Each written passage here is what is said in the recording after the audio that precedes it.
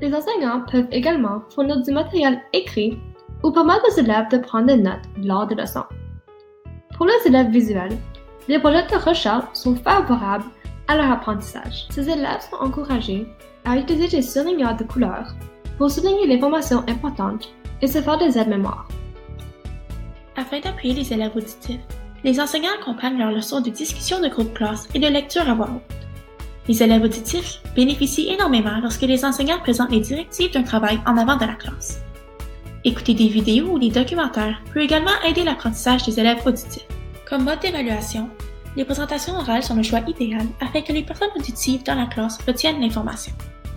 Ces élèves devraient prendre l'habitude de se répéter l'information dans leur tête afin de mieux s'en rappeler. Pour aider les élèves kinesthésiques, il faut vraiment rendre leur apprentissage dynamique. Cela veut dire qu'il faut inclure beaucoup d'activités dans les leçons, comme des débats, des jeux, des laboratoires ou même des expériences. Un autre aspect qui peut être bénéfique pour ces élèves est de changer de milieu de travail. Comme par exemple, au lieu d'être dans la salle de classe, les enseignants peuvent faire leurs leçons à l'extérieur ou aller visiter un lieu qui se rapporte à la leçon, comme un musée. Les élèves kinesthésiques se souviennent plus de ce qui a été fait que ce qui a été dit ou vu. Il est aussi important d'accorder des périodes d'étirement ou de permettre à ces élèves de se déplacer lors des heures de classe. Fabriquer des modèles ou des maquettes peut également aider les élèves kinesthésiques.